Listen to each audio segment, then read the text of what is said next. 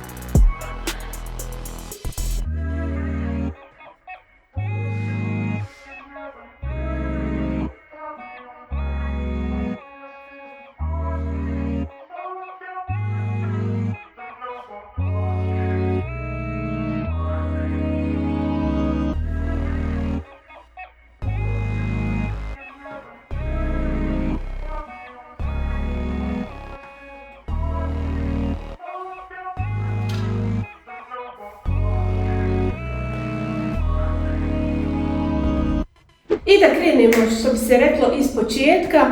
Sami zidovi su, da kažem, neka čudna boja, ne znam, nešto čak možda nije masna, ali mi djeluje kao da je masna. Imam baš dosta rupa po zidovima, kao što vidite, to je, pogotovo ovaj drugi zid, to je baš katastrofa.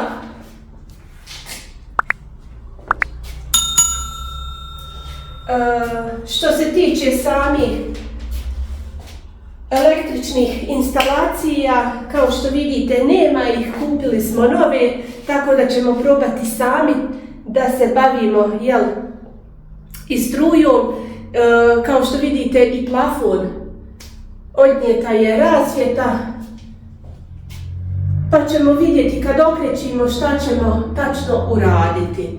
Ja bi najviše volila onu LED rasvjetu koju već imam u radnji. Možda mi je najbolja, da kažem, za oči, a možda i za snimanje najljepša svjetlost, ona čisto bijela. Tako da danas ćemo se baciti na čišćenje zidova, možda gletovanje ovih rupa, da ih probamo što više zatvoriti i okrećiti kako, znači, ovaj donji dio, pa ćemo vidjeti na gornjem, odnosno na galeriji je već malo bolja situacija, to ćete vidjeti u videu. Mislim da je gore potrebno samo okrećiti, zidovi su bijeli, nisu čak toliko ni prljavi kao ovi. Ovdje možete vidjeti od ramova ili od, ne znam, ogledala da su bukvalno ostali prašnjavi i da kažem crni ramovi, pa sam ja to već jednu ruku oprala, tako da idem ja to još malo očistiti. Pa ćemo se onda baciti naravno u dalje radove i dalje snimanje. Vidjet ćete u timelapsu kako sam ja to sve odradila.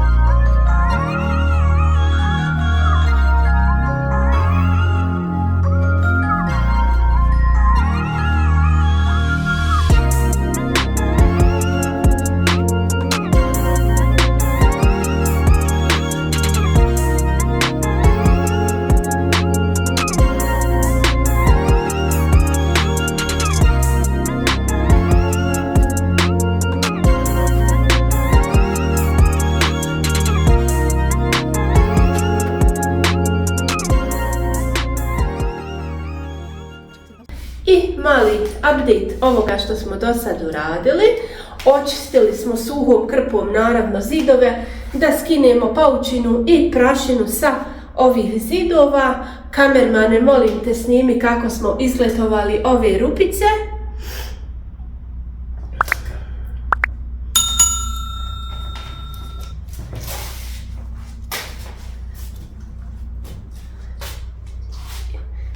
Imamo još plafon, on je očišćen, da ga dobro izgletujemo, naravno da sačekamo glet masu da se osuši. Polijepila sam trakom prekidače koji su tu, kao što vidite većina nije, ali imamo par prekidača, ovo lijepim trakom da zaštitim lajsne vrata. Evo sad idem još vrata od toaleta, tako da malo po malo napredujemo.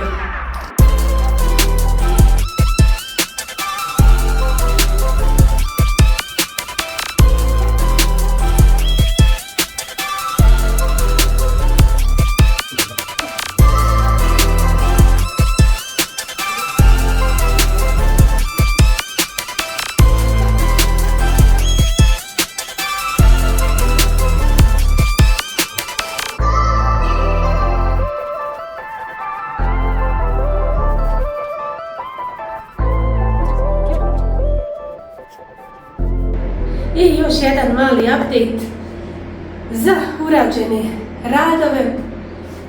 Kao što vidite, okrećili smo.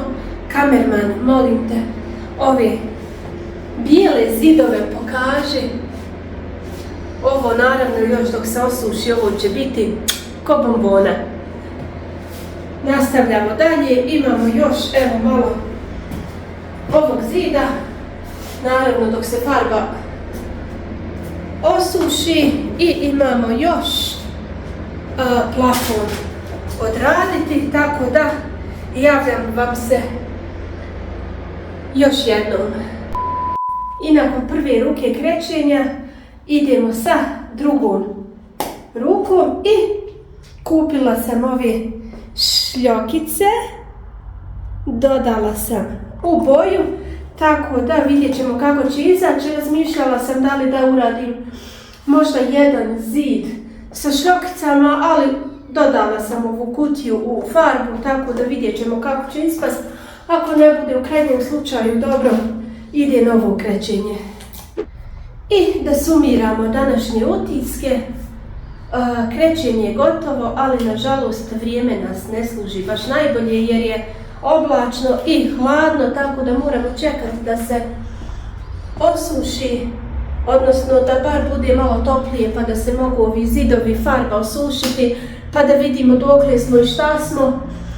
Još nije suho, tako da ne možemo ni znati je li dobro okrećeno, mada ja ne sumnjam u ove naše ručice. Ono što planiramo raditi jeste da li da u ovaj donji dio napravim kao salon svečanih haljina, vjenčanica, a da na galeriji budu mašine. Pišite mi u komentar šta vi mislite o tome, da li možete u svom gradu naći određene haljine, svečane vjenčanice, da li bi voljeli imati jedan salon gdje možete i probati i doraditi i sašiti novu haljinu. Tako da toliko od mene za danas. Komentarišite, lajkujte, subscribeujte se, da se ova naša zajednica širi, da dođem do što više žena. Mi se vidimo u novom videu renoviranja moje nove radnje.